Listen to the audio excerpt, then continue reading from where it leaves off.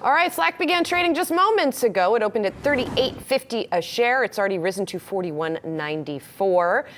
Joining us now, Yahoo Finance's Melody Hahm, who has long covered this company. You talked to the CFO. Just got off the phone with the CFO, Alan Shim. This was, of course, before shares started trading on the New York Stock Exchange. And I did ask him what would happen or how would you feel if the stock did close 20% lower at the end of the day. And he paused. And he said, that is not our measure of success. That is not how we define it. And ultimately, we have been wanting to go public since the very beginning. Keep in mind, Alan joined the company and was Stuart Butterfield, the CEO's right-hand man for the past 5 years. And that was his task, to figure out how to get this to market. And he actually spoke with Barry McCarthy, the CFO of Spotify, prior to this to really determine whether this was the right method. And he said after speaking with the Spotify executive team, he quickly realized that this was the best method because they had $841 million in cash or cash equivalents prior to going public. So they did not need to raise new capital, and therefore they did not open new shares. Is he selling any shares?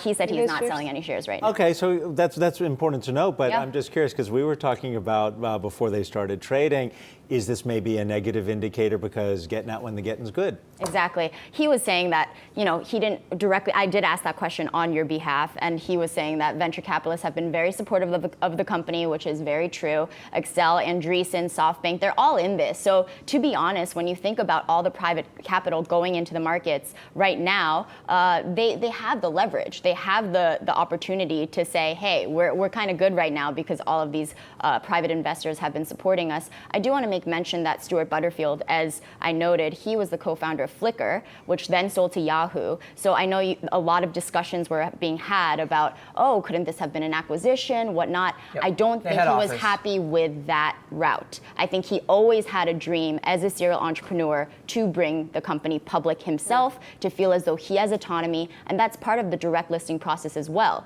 They have more autonomy, they have control over the narrative, they have control over how many shares are available in the market. So I think that's part of the process, and right now, shares seem to be doing pretty well. Now, I will say, any time that the CEO or CFO, any C-suite exec of a newly public company does an interview, they say, well, we're not going to be watching the shares every day. Now, we had the Beyond Meat founder and CEO 5 minutes after the shares started trading. This was 3 weeks ago. And he said, I'm not going to be the kind of CEO that looks at the share price every day. And it's like, yes, you are. Because, especially with Beyond Meat and how that has behaved. Everyone's watching it. Come on. And Julie earlier made that comparison between Beyond Meat and Slack, potentially seeing a lot of parallels. I think the right comparison in my mind is with streaming music platforms. When you think about even Spotify going public last year, it's not a zero-sum game. Spotify exists, Apple Music exists, he's still on Pandora. Unbeknownst to me. Yep. Subscription revenue. Subscription revenue, and there are... You pay for Pandora? He pays for Pandora. That's great. Wow. Yeah. Exactly. So I think and even when you think about HipChat, which is the platform we were on in the past, Slack bought HipChat. So there's so many avenues that, Slack bought HipChat last year. From Atlassian? Yeah.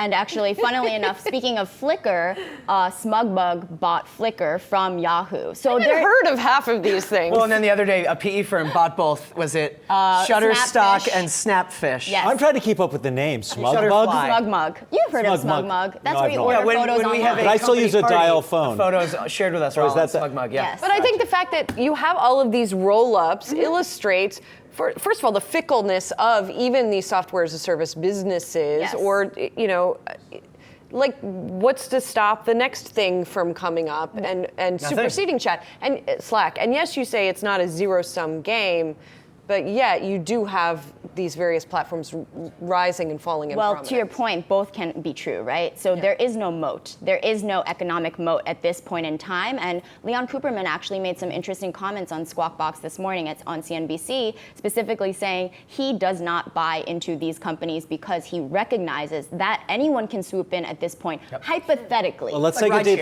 take a quick deep breath. What you're looking at right now, that 9% up is off of the first trade that took place not too long ago at 38.50.